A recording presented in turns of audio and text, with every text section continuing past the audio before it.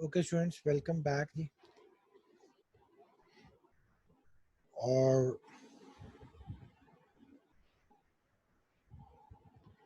अब हम जो बात कर रहे हैं, हमने जी कन्फ्लिक्ट को अंडरस्टैंड कर लिया, बेसिक समझ ली। मेरा ख्याल है इस स्टेज पे अब हमें एटलीस्ट किसी तरह की कोई कन्फ्यूजन नहीं है कि कन्फ्लिक्ट होता क्या है और इसको मेजरली रिजॉल्व करने की अप्रोचेस क्या हैं, ऑर्गेनाइजेशंस के अंदर किस तरह के कन्फ्लिक्ट होते हैं और कैसे उनको हैंडल किया जाता है।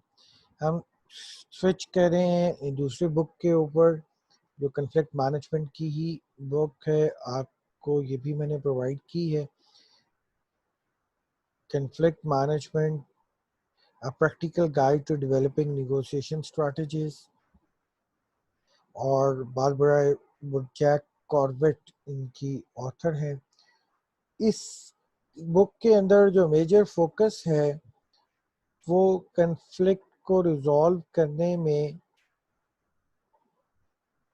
जो निगोशिएशन है इसके ऊपर है। अभी हमने इंटीग्रेटिव मेजर्स में भी यही बात की कि कन्फ्लिक्ट को रिजॉल्व करने की जो प्राइमरी अप्रोच है वो निगोशिएशन ही है, इंट्रैक्शन ही है, कम्युनिकेशन ही है।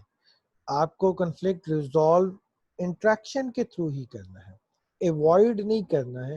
निगोशिएशंस करनी है, इंट्रैक्शन करनी है, कम्युनिकेशन करनी है। डायरेक्ट कम्युनिकेशन करें या with involvement of any other person की कम्युनिकेशन करें, बट कंफ्लिक्ट को रिजॉल्व करना है कम्युनिकेशन के थ्रू।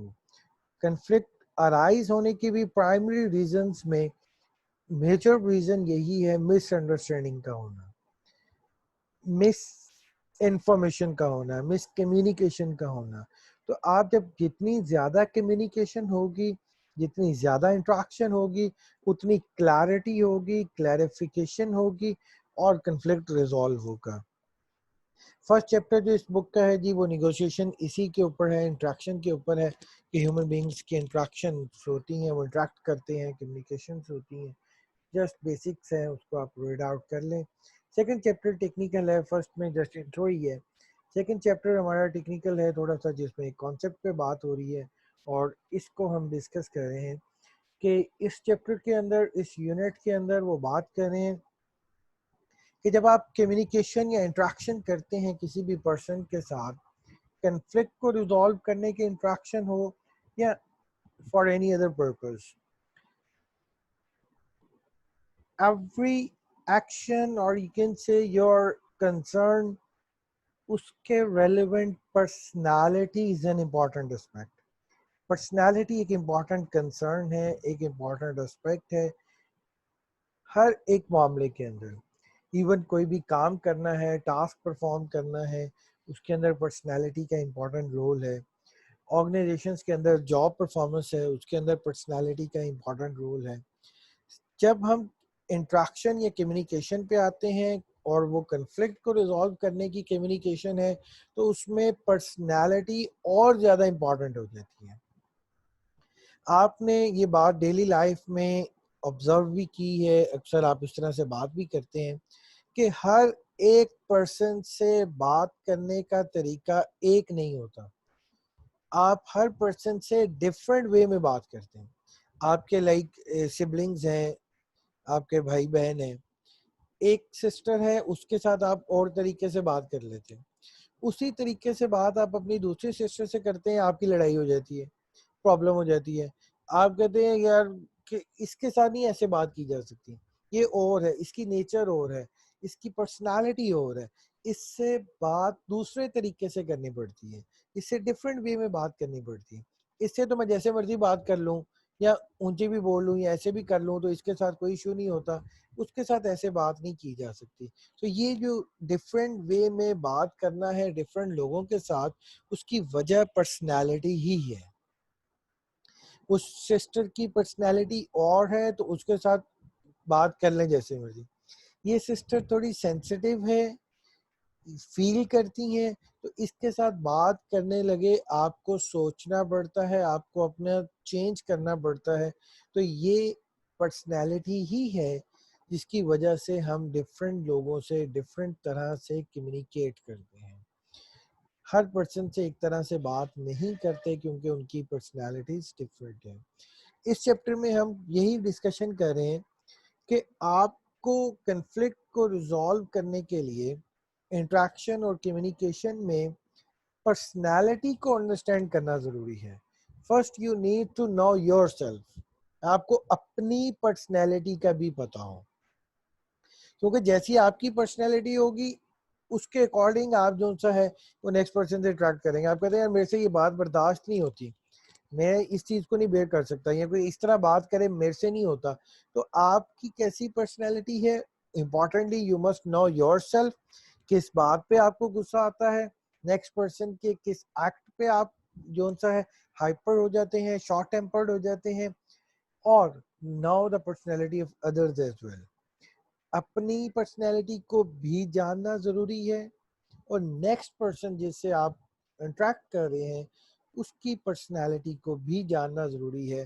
तब बातचीत से आप कन्फ्लिक्ट को रिजॉल्व कर सकेंगे, वरना कभी भी आप बात कर लें कन्फ्लिक्ट रिजॉल्व नहीं होगा बल्कि बढ़ेगा, क्योंकि आपको नहीं पता था नेक्स्ट पर्सन कैसा है, उससे कैसे बात करनी है।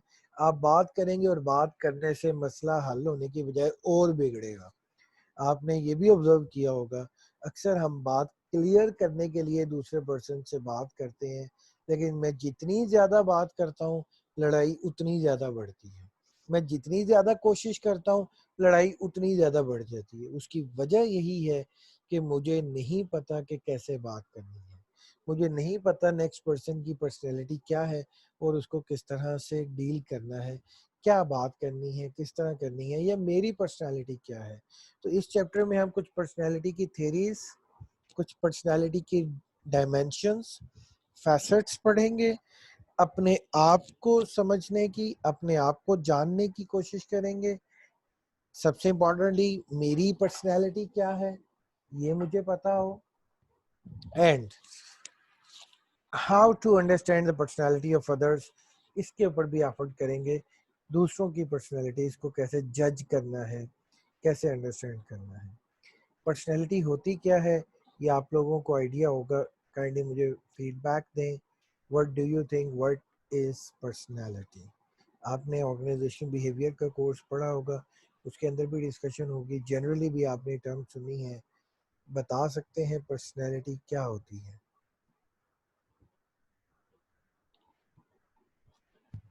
सर एक तो पर्सनैलिटी को हम लोग कंसीडर करते हैं जो हमारी फिजिकल अपीयरेंस होती है कि हम किस तरह से ड्रेसअप होते हैं, ये वो, इसको भी हम लोग पर्सनैलिटी की सेंस में ही लेते हैं। दूसरा ये कि हमारा एटीट्यूड कैसे, हम किस तरह से बात करते हैं, किस तरह से रिएक्ट करते हैं, आया कि हम इंट्रोवर्ट है एक्सट्रोवर्ट है, ये सब भी पर्सनैलिटी में आता है। राइट जी, good, very good.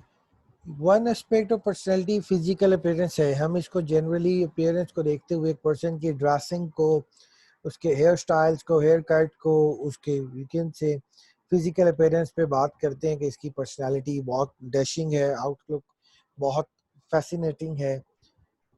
Real sense में बात करें तो आउटलुक, पर्सनालिटी जस्ट आउटलुक नहीं है। पर्सनालिटी उससे और ज़्यादा कॉम्प्रिहेंसिव एस्पेक्ट है। बिल्कुल, आप बात कैसे करते हैं, आप इंट्रोवर्टेड है एक्सट्रोवर्टेड है, ये फैसेट्स हैं पर्सनालिटी के। पर्सनालिटी में कोई एक एस्पेक्ट नहीं आता, बल्कि एक पर्सन के ऑल एस्पेक्ट्स पर्सनालिटी है उसकी। यू कैन से कि हेरिडिटी में जो जेनेटिक, हम कहते हैं कि गॉड गिफ्टेड एट्रीब्यूट्स हैं, उन एट्रीब्यूट से लेके आपकी डेवलपमेंट, आपकी ग्रोथ, आपकी स्कूलिंग, आपका सोसाइटी, आपका एनवायरनमेंट जो आपके अंदर चेंजेस करता है, वो सारी चीज़ें आपकी पर्सनैलिटी का पार्ट होती है। हमारी पर्सनैलिटी गॉड गिफ्टेड भी एट्रीब्यूट्स होते हैं पर्सनैलिटी के, बल्कि मेजर एट्रीब्यूट्स हमारे होते ही गॉड गिफ्टेड का मतलब है हेरिडिटी में मिलते हैं। जेनेटिक्स हमें जो है वो जेनेटिकली ट्रांसफर होते हैं from our parent side, from father side, maternal side और पेरेंटल साइड। जो हम कहते हैं कि ये बच्चा जो सा है वो आदतों में अपने बाप जैसा है, अपने चचा जैसा है, अपने अंकल जैसा है, ये बेटी अपनी खाला जैसी है। वो जेनेटिकली आपको ट्रांसफर होते हैं। जो एट्रीब्यूट्स हैं पर्सनैलिटी के, वो आपकी पर्सनैलिटी का एक सोर्स होते हैं। फिर उसके बाद आपका अपने माहौल में, जिस घर में है उस घर का माहौल, environment, society, schooling, parents, parents की आपस में लड़ाई होती है तो उसका इम्पैक्ट बच्चों की पर्सनैलिटी पे आता है। पेरेंट्स का आपस का रिलेशनशिप कैसा है, उसका इम्पैक्ट बच्चों की पर्सनैलिटी पे आता है। सारी चीज़ें, हर एक चीज़ जो आपके सराउंडिंग्स में है वो आपकी पर्सनैलिटी को डिटरमिन करती है, उसको डेवलप करने में अपना जो रोल है वो परफॉर्म करती है। पर्सनैलिटी डेवलपमेंट से मैं इसको रिलेट कर रहा हूँ तो दैट मीन्स कि ये चेंज होती है बट नॉट रैपिडली, बहुत स्लोली चेंज होती है। बहुत यू कैन से कि इसकी जो चेंजेस हैं वो आहिस्ता ग्रेजुअल चेंज है, स्लो चेंज है आपकी पर्सनैलिटी में जो आता है। ऐसा नहीं होता कि एक दिन में आप की पर्सनैलिटी और थी, अगले दिन फैक्टर्स की वजह से आपकी पर्सनैलिटी चेंज हो गई, माहौल की वजह से या किसी भी वजह से। तो अब ये एस्पेक्ट जो से हैं पर्सनैलिटी के, ये हम इसमें डिस्कस कर रहे हैं। Why it is important to know your personality. People interact in negotiation, negotiation है ही इंट्रैक्शन का नाम। It is difficult to separate the interaction from the people. आप किसके साथ बात कर रहे हैं ये मोस्ट इम्पॉर्टेंट है। जैसे मैंने पहले कहा, एक पर्सन के साथ बात करने का तरीका और होगा, दूसरे के साथ बात करने का तरीका और होगा। Your negotiating success depends upon an accurate understanding of and use of your unique personality type and style of interaction, as well as an accurate perception and understanding of others personality types and styles. यही success है, यही हमारा ultimate objective है। आपने observe किया होगा कि हमारे इर्द गिर्द कुछ ऐसे लोग होते हैं, हम कहते हैं यार ये बंदे में वैसे कमाल जादू है, बात करता है यार जितना मर्जी गुस्सा हो, इसके साथ लड़ाई नहीं की जाती यार, वो बात करता है बंदे का गुस्सा ठंडा हो जाता है। वो वजह यही है कि वो पर्सन की इंटरेक्शन की सक्सेस ये है कि वो आपको समझता है, उसको पता है आपको कैसे टैकल करना है, उसको पता है आप किन बातों पे गुस्से में आते हैं, उसको पता है आपको कौन सी बात हर्ट नहीं करती है। वो उस तरीके से बात करता है तो आप बात को सुन लेते हैं, समझ लेते हैं। तो यही निगोशिएशन में सक्सेस का इंडिकेटर है। पर्सनालिटी को, अपनी पर्सनालिटी को समझना, दूसरे की पर्सनालिटी को अंडरस्टैंड करना और इस सब को यूज करना, इस सब को सक्सेसफुल इम्प्लीमेंट करना, दो लोगों के दरमियान इंट्रैक्शन को सक्सेसफुल बनाने में। डिफाइनिंग पर्सनैलिटी, आप लोगों ने अभी बात की, बिल्कुल पर्सनैलिटी यही है।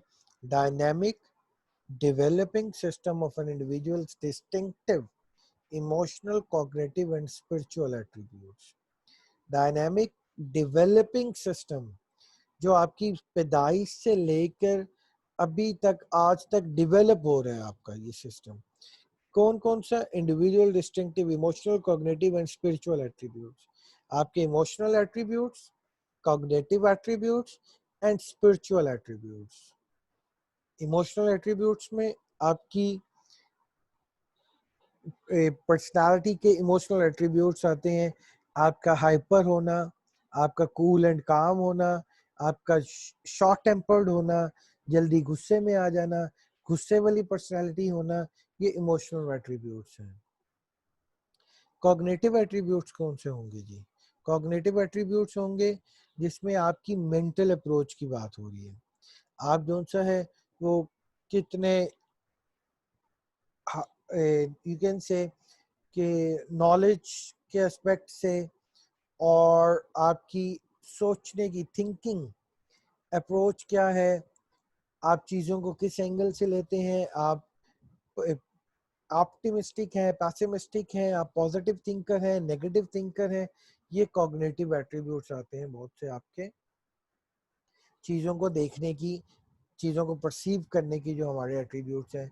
कि एक पर्सन एक ही चीज़ को पॉजिटिव एस्पेक्ट्स देखता है, वो उसी के नेगेटिव एस्पेक्ट्स दूसरा पर्सन देख रहा होता है, उसको नेगेटिव चीज़ें ज़्यादा हाईलाइटेड होती हैं, किसी को पॉजिटिव चीज़ें ज़्यादा हाईलाइटेड होती हैं। सो इमोशनल एट्रीब्यूट एक पर्सन के, cognitive attributes, and spiritual attributes. Personality के स्पिरिचुअल एट्रीब्यूट्स में एथिक्स, वैल्यूज, ये एट्रीब्यूट्स आ जाते हैं। आपके लिए क्या चीज़ वैल्यूएबल है, एथिक्स की क्या इम्पोर्टेंस है, दूसरों की क्या इम्पोर्टेंस है, आप दूसरों के हमदर्द हैं, दूसरों का ख्याल करते हैं या दूसरों का यूज़ करते हैं। आपको इस चीज़ से परवाह होती है कि मेरे इस एक्ट से दूसरे का कोई नुकसान ना हो जाए, या आपको बस अपना फ़ायदा चाहिए, अपनी पर्सनल गेन चाहिए, दूसरे को नुकसान होता है तो हो। ये एट्रीब्यूट्स आपके स्पिरिचुअल एट्रीब्यूट्स हैं। सो पर्सनैलिटी के तीन डायमेंशंस कह लें, तीन मेन जो सा है वो आप एस्पेक्ट्स कह लें, वो emotional, cognitive and spiritual attributes हैं। तो एक पर्सन के सारे एस्पेक्ट्स जो सा है, हर एक एस्पेक्ट से, वो बात कैसे करता है, वो खाता कैसे है, इवन वो चलता कैसे है, वो सोता कैसे है, वो बैठता कैसे है, वो रेस्ट कैसे करता है, वो किसी मीटिंग में, वो किसी शादी में, किसी गैदरिंग में किस तरह बिहेव करता है, ईच एंड एवरीथिंग। आपका हंसना, रोना, चलना, खाना, पीना, बैठना, उठना, इन सारी चीज़ों को इकट्ठा करें, सम अप कर लें, सब चीज़ों को टोटल जो सा है वो एक एक्यूमुलेट कर लें, तो ये एक पर्सन की पर्सनैलिटी बनती है। कोई एक एस्पेक्ट नहीं आता बल्कि ऑल एस्पेक्ट्स आते हैं पर्सनैलिटी के अंदर। जी, जैसे बात हुई पर्सनैलिटी चेंज होती है ओवर द लाइफ स्पैन, लेकिन बहुत ग्रेजुअली। आपकी एक ही माहौल से रह के आपकी पर्सनैलिटी में चेंज आ जाता है। ये मैंने कहा जैसे आपके पेरेंट्स का रिलेशनशिप होगा, उसका इफेक्ट आपकी पर्सनैलिटी पे आएगा, लेकिन इतना क्विक नहीं होता, इतना फास्ट नहीं होता, स्लो होता है।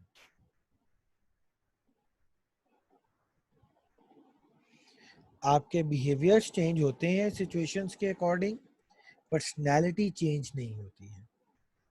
बिहेवियर है, मैं सर्टेन टाइम्स पे होता है, मैं आमतौर पर बड़ा कूल एंड काम हूँ, लेकिन एक ख़ास सिचुएशन में बड़ी जल्दी हाइपर हो गया या गुस्सा आ गया एकदम, सारे देख के हैरान हो गए कि यार ये तो पर्सन गुस्से वाला है ही नहीं, अशर को क्या हुआ आज, इसको कैसे गुस्सा आ गया। तो मेरे वो गुस्सा आना वो मेरा बिहेवियर है, वो एक किसी सिचुएशन में सिचुएशन वाइज मेरा बिहेवियर चेंज हो जाता है, लेकिन इसका मतलब ये नहीं कि मेरी पर्सनैलिटी बिल्कुल ही चेंज हो गई। गुस्सा एक दफ़ा कर लिया तो मैं शॉर्ट टेम्पर्ड हो गया, ऐसा नहीं। ये नॉर्मली स्टेबल और स्टैटिक होती है पर्सनैलिटी हमारी। ओके जी, facets of personality that affect your negotiation approach and temperament। हम उन facets पे बात कर रहे हैं, पर्सनैलिटी के वो facets जो negotiations के रेलेवेंट हैं, पर्सनैलिटी के वो एट्रीब्यूट्स जो हमारी इंट्रैक्शन, कम्युनिकेशन, दूसरों से बात करने में, निगोशिएशन में, और टेम्परामेंट, हमारी जो इमोशंस को कंट्रोल करने से रेलेवेंट है। ये वो फैसेट्स हैं, वन बाय वन इन पे हम बात करेंगे। Emotional stability, conscientiousness, locus of control, self monitoring, competitiveness, type A type B personality, need for achievement, इनको वन बाय वन हम उन्हीं पे बात करें, उन्हीं को डिस्कस करें। पर्पस यही है, relative strength of each in order to gain understanding of particular strengths and weaknesses in your interaction। इस सारी डिस्कशन का पर्पस यही है, पर्सनैलिटी को समझना, अपने आप को भी, दूसरों को भी, और उसके अकॉर्डिंग बात करना। ये सारे चैप्टर के अंदर वो हमें साथ साथ ये भी ट्रेन कर रहे हैं कि हम अपने आप को जाने, अपने आप को यू कैन से रिकग्नाइज कर सके कि मैं कैसा हूँ। तो ये सारे वो फीचर्स हैं, तो एट द एंड जब ये सारे पढ़ लेंगे, आपने इस एग्जिबिट में अपनी पर्सनल प्रोफाइलिंग करनी है, और अपने लिए करनी है, मेरे लिए नहीं करनी, अपने लिए करनी है, अपने आप के लिए, अपने आप को पहचानने के लिए करनी है। और इस तरह के बहुत से पर्सनैलिटी टेस्ट भी अवेलेबल हैं, ऑनलाइन भी होते हैं, अक्सर आपने फेसबुक पे भी सुनो गुजरते गुजरते आ जाता है कोई ना कोई इस तरह का कि वो आपसे कोई क्वेश्चन करता है, क्वेश्चन के आंसर से वो आपकी पर्सनैलिटी को जज करते हैं। तो आप इस तरह के पर्सनैलिटी टेस्ट को अटेम्प्ट करें।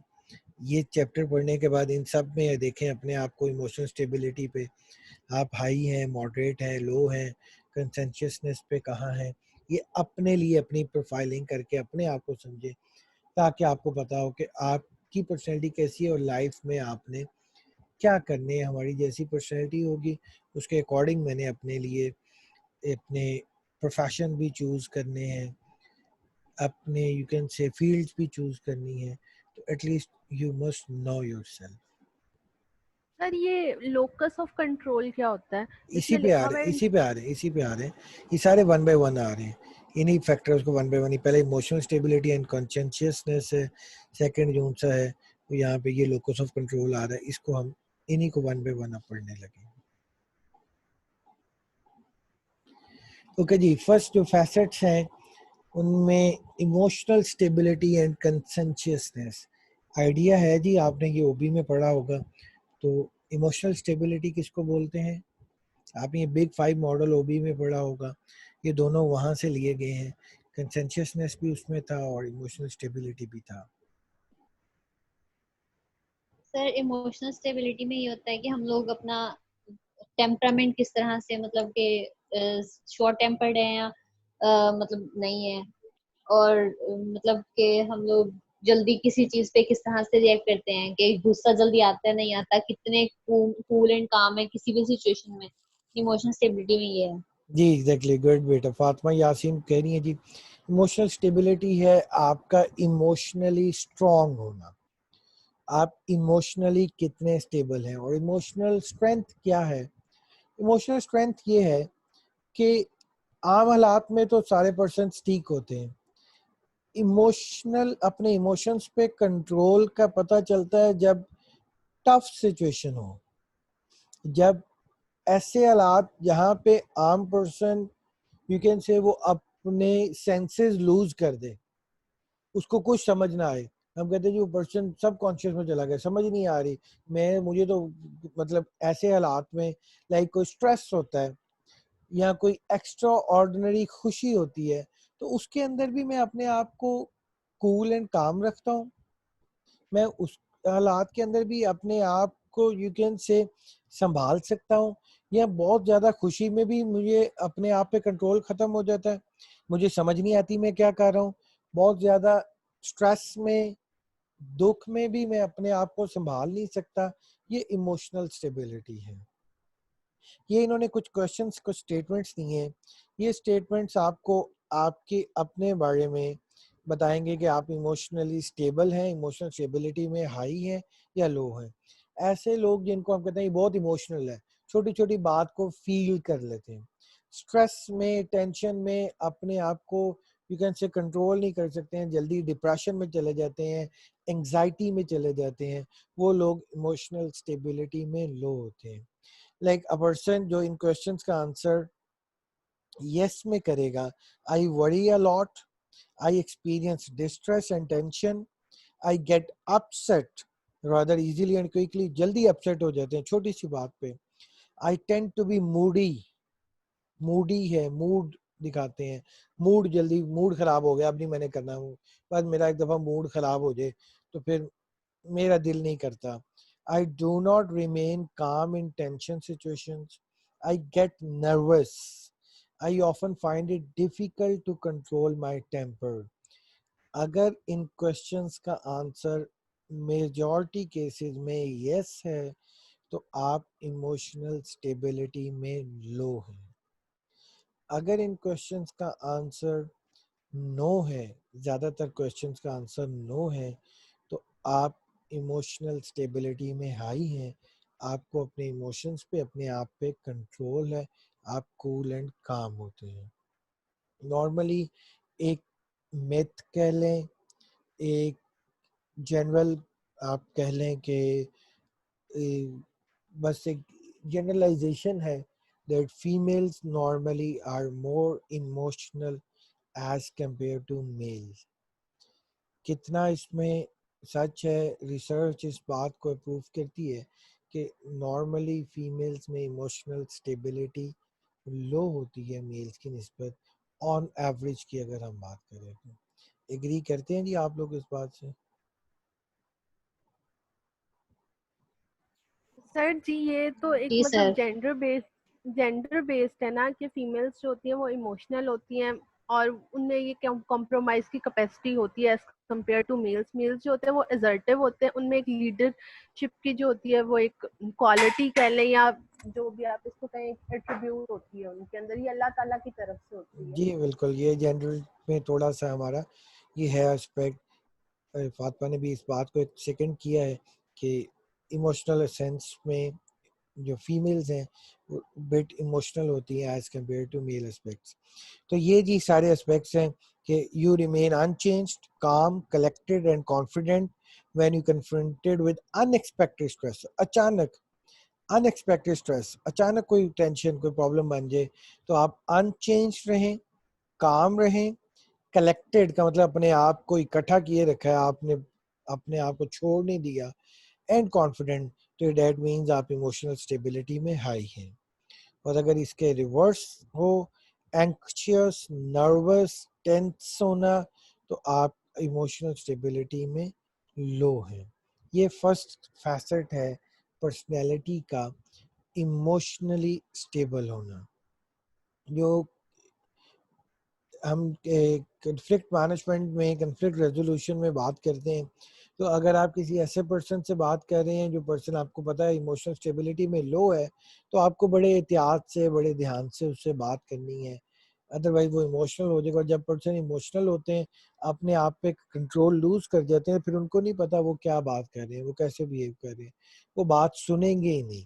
वो उस चीज़ों को टैकल करना, हैंडल करना टफ हो जाता है। सेकंड फैसेट था जी कंसेंशियसनेस का, इसके बारे में आइडिया है जी? ये क्या होता है कंसेंशियसनेस, किसको बोलते हैं? सर कंसेंशियसनेस ये होता है कि हम लोग कितने वेल ऑर्गेनाइज्ड हैं, कितने डिपेंडेबल हैं या इंडिपेंडेंट हैं, कि मतलब जो ऑर्गेनाइज्ड होते हैं और जो दूसरों को भी डिपेंड नहीं करते, इंडिपेंडेंट होते हैं, वो हाई कंसेंशियस होते हैं। कि वो एग्जैक्टली exactly. उनको फैलावा नहीं पसंद, अपने आप को मतलब मैनेज करके रखते हैं। जी एग्जैक्टली exactly. जो लोग स्ट्रक्चर्ड होते हैं, जो लोग रिलायबल होते हैं, डिपेंडेंट होते हैं, आप उनको काम कह के रिलाय कर लेते हैं, एतबार के काबिल होते हैं। कुछ लोग हम कहते हैं यार इसका कोई एतबार नहीं, इसकी कोई समझ नहीं लगती, ये पर्सन एक मिनट में चेंज हो जाता है, कभी ऐसा होता है, कभी बिल्कुल चेंज हो जाता है। इस पर्सन के बारे में प्रिडिक्ट ही नहीं किया जा सकता, अनप्रडिक्टेबल है, ये कंसेंशियसनेस में लो है। तो आप जिस पर्सन से बात कर रहे हैं उसके बारे में ये चीज कि वो कंसेंशियसनेस में हाई है, दैट मीन्स रिलायबल है, डिपेंडेबल है, तो आपको पता है कि पर्सन ऐसे बिहेव करेगा, ऐसे रिएक्ट करेगा, मुझे उस बात को कैसे काउंटर करना है, मुझे इस बात का आंसर कैसे करना है, वो आपके लिए उसके लिए काउंटर स्ट्रेटजीज डेवलप करना आसान है। एक पर्सन जिसके बारे में प्रिडिक्ट ही नहीं किया जा सकता, वो अनप्रडिक्टेबल है, वो अनरिलायबल है, उसका कोई एतबार नहीं, वो किस टाइम क्या कर दे, कैसे कर दे, उनके साथ बात करना डेफिनेटली टफ है, क्योंकि आपको नहीं पता वो इस बात के ऊपर कैसे रिएक्ट करेगा। आपने ये सोचा होता है कि वो इस पे गुस्सा करेगा, लेकिन वो नहीं करता। आप कहते हैं अच्छा यार मैंने तो समझा था कि ऐसे बिहेव करेगा, लेकिन उसने नहीं किया।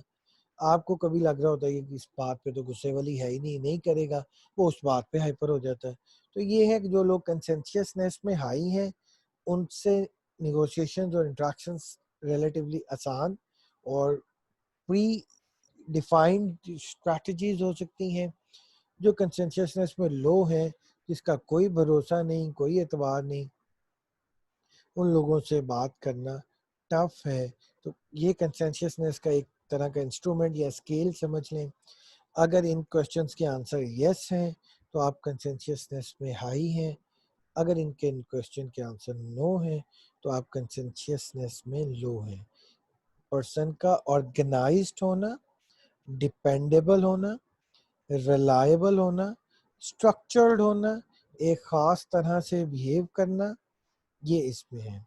So if you typically are not dependable, are easily distracted or disorganized, आपको आसानी से डिस्ट्रैक्ट किया जा सकता है, डिसऑर्गेनाइज किया जा सकता है। मिस डेडलाइन, आप डेडलाइन मिस करेंगे क्योंकि आप रिलायबल नहीं है, आप जो सा है वो ट्रस्ट वर्दी नहीं है। प्रोकास्टिनेट मीन्स डिले करेंगे, चीज़ों को पोस्टपोन करेंगे टिल लास्ट, अच्छा कर लेंगे, अच्छा हो जाएगा, अभी बहुत टाइम है, कोई बात नहीं, इतनी मजबूरी नहीं है, ठहर के कर लेंगे, कल कर लेंगे। लेकिन अगर आप ऐसे हैं कि काम मिलता है और आपका फर्स्ट अटेम्प्ट में करते हैं, टाइमली करते हैं, तो आप कंसेंशियसनेस में हाई हैं। abandon और fail to complete projects, task और असाइनमेंट, तो आप अपने आप को लो ऑन कंसेंशियसनेस रेट करेंगे। और अगर इसके रिवर्ट्स है, dependable, organised, focused, always meet deadline, complete project and plan, seek high levels of confidence competence, तो आप कंसेंशियसनेस में अपने आप को हाई रेट करेंगे। अब आप लोग अपने आप को खुद जानते हैं, खुद अपना पता है, आप अपनी पर्सनैलिटी को रेट कर सकते हैं कि इस एट्रीब्यूट में आप कहाँ पे फॉल करते हैं। That was our first point regarding personality dimension or aspect. Second is locus of control. जी क्या है, आप में से किसी को आइडिया है locus of control किसको कहते हैं?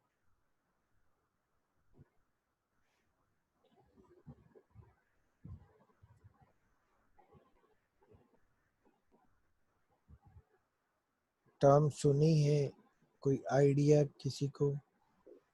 नो सर, नहीं। ओके जी, लोकस ऑफ कंट्रोल क्या है?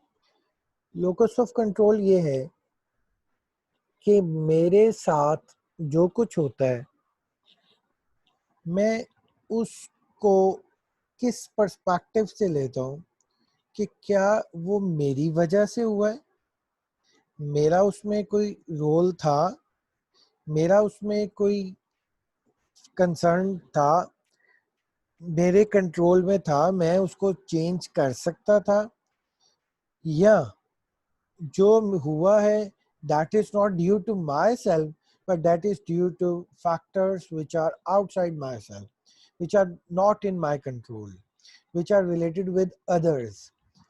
ये रिलेटिवली इस चीज से रिलेट करता है कि एक पर्सन अपने फेलियर को अपने साथ अटैच रिलेट करता है, उसकी रिस्पॉन्सिबिलिटी को ऑन करता है कि यार अगर ये गलत हुआ है तो इसमें कोई मेरा एस्पेक्ट होगा, कोई मेरी फेलियर होगी, कोई मेरी वीकनेस होगी, कोई कहीं पे मैं ही इसका यू कैन से के रिस्पॉन्सिबल होऊंगा जो ये गलत हुआ है।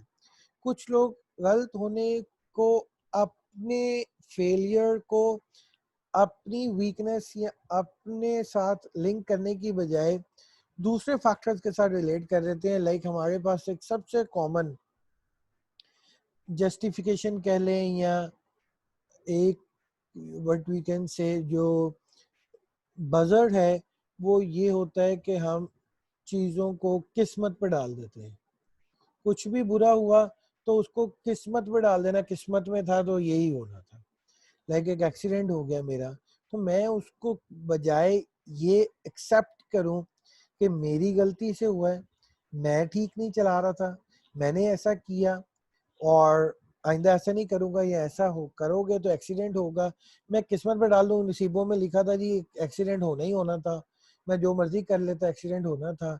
तो ऐसे लोग जो उनके साथ जो कुछ हो उसको अपने आपके साथ रिलेट करें और ये परसीव करें कि जो कुछ उनके साथ होता है वो उनके कंट्रोल में है, उनकी वजह से है, वो उसको चेंज कर सकते हैं, they have power to change whatever being happened to them. Those people are of internal locus of control. Internal locus of control कि मेरे कंट्रोल में है, जो कुछ मेरे साथ है वो मेरे कंट्रोल में, नॉट एवरीथिंग। उस सेंस में नहीं कह रहा कि नाउजुबिल्लाह सब कुछ मेरे ही कंट्रोल में है तो मेरी वजह से ही होता है। डेफिनेटली उसकी एक लिमिट है, लेकिन इसका मतलब ये नहीं कि मैं सब कुछ को ब्लेम हमेशा दूसरों पे डाल दूं, किस्मत पे डाल दूं, दूसरों पे डाल दूं, मेरे नंबर्स कम आए तो मैं उसका ब्लेम टीचर पे डाल दूं, किसी और फैक्टर्स पे डाल दूं, इसकी वजह से ऐसा हुआ, उनकी वजह से ऐसा हुआ। जो लोग इंटरनल लोकस ऑफ कंट्रोल के होते हैं वो ये बिलीव करते हैं कि सक्सेस और फेलियर की वजह वो है, उनकी एफर्ट, उनकी परफॉर्मेंस उनके कंट्रोल में है। वो सही एफर्ट करेंगे, सही तरीके से यू कैन से काम करेंगे तो अचीव भी करेंगे। और जो लोग एक्सटर्नल लोकस ऑफ कंट्रोल के होते हैं वो अपने आप को नहीं बल्कि दूसरों को या दूसरे फैक्टर्स को जिम्मेदार ठहराते हैं या वजह समझते हैं जो कुछ उनके पास उनके साथ होता है। वो अपने आप को पावरलेस कंसीडर करते हैं कि हमारे तो इख्तियार में ही नहीं है, जो कुछ होना होता है वो ही होता है, हम जो मर्जी कर लें, इंसान कुछ नहीं कर सकता, इंसान के इख्तियार में कुछ नहीं है। ऐसा एक्सटर्नल लोकस ऑफ कंट्रोल वाले लोग सोचते हैं। व्हाट डू यू थिंक, क्या होना चाहिए, क्या सही अप्रोच है?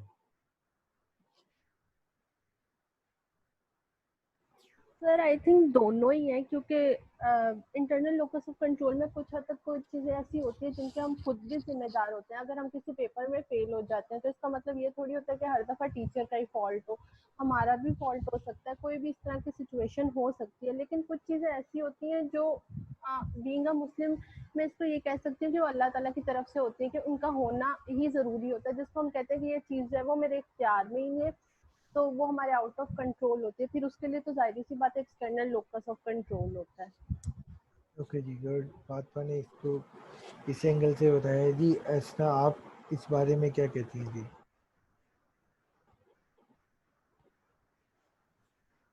सर सही कह रही है फातिमा भी, मतलब जिस तरह कोई भी हमारे साथ अनसर्टेन सिचुएशन हो जाती है, जैसे फॉर एग्जांपल कोई एक्सीडेंट में किसी की डेथ हो जाती है खुदा ना खास्ता, तो हम ये कह देते हैं हौसला देने के लिए कि ये तो किस्मत में लिखा था, होना ही था, या इसकी मौत ऐसे लिखी थी। लेकिन कहीं ना कहीं हो सकता है कि आप सही से ड्राइव ना कर रहे हो, या मतलब बहुत सारी सिचुएशन ऐसी पैदा हो जाती हैं कि जिसमें इंसान की खुद अपने की गलती भी होती है, तो फिर हम एग्जैक्टली उसको exactly. किस्मत में डाल देते हैं। जी बिल्कुल ठीक है। अच्छा, अगर ऑनेस्टली मैं आपके साथ अपने पर्सनल शेयर करूं तो हमने जो किस्मत का एक तरह की ढाल बनाई हुई है, हमने एक शेल्टर बनाई हुई है अपने आप को तसल्ली देने के लिए, या अपनी जो फेलियर्स हैं उनको फेस करने के लिए। हमने फेस नहीं करना, उनको किस्मत पे डाल देना है। अब अगर एक पर्सन बड़ा अच्छा बिजनेस कर रहा है, बड़ा सक्सेसफुल है, उसकी कंपनी बड़ी सक्सेसफुल है, तो क्या उसको हम ये कहेंगे यार ये किस्मत की बात है, उसकी किस्मत अच्छी है इसलिए उसका बिजनेस चल रहा है, दूसरे पर्सन का बिजनेस इसलिए नहीं चलता कि उसकी किस्मत में ही नहीं है? तो ये किस्मत क्या है?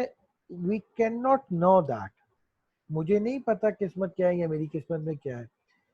अगर मैं आपसे अपनी पर्सनल ये शेयर करूं तो मेरा मानना ये है कि किस्मत ये है कि जो मेरे साथ होना है वो अल्लाह ताला को पता है, और वो उनके इल्म की वजह से, कि उनका इल्म कितना ज़्यादा है, वो उन्होंने लिखा हुआ है।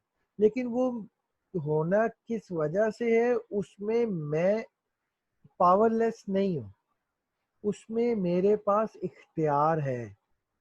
अल्लाह ताला ने इंसान को इख्तियार दिया है सही और गलत के दरमियान चूज करने का, हर एक एक्ट करने का, और फिर उस इख्तियार पे मैंने करना क्या है ये अल्लाह ताला को पहले से पता है और वो लिखा हुआ है। लेकिन ऐसा नहीं है कि नाउज़ुबिल्लाह अगर मैं कहूँ जी मैंने गलत कर रहा हूँ तो मैंने करना ही गलत था क्योंकि किस्मत में लिखा ही ऐसे था, तो मैं वो सारा ब्लेम डाल दूँ। अगर मेरे पास इख्तियार ही नहीं है तो फिर मेरे से क्वेश्चन किस चीज़ का, आंसर किस चीज़ का लिया जाना है क़यामत के दिन? वो जवाब इसीलिए लिया जाना है कि अल्लाह ने हमें इख्तियार दिया है तो उस इख्तियार का जवाब लेना है। मीटिंग का टाइम एंड हो रहा है, मैं यहीं से डिस्कशन स्टार्ट कर रहा हूँ। मैं स्टॉप करके तो दोबारा आपको लिंक भेज रहा हूँ, इसको ज्वाइन करें। यहीं से हम बात को स्टार्ट करते हैं।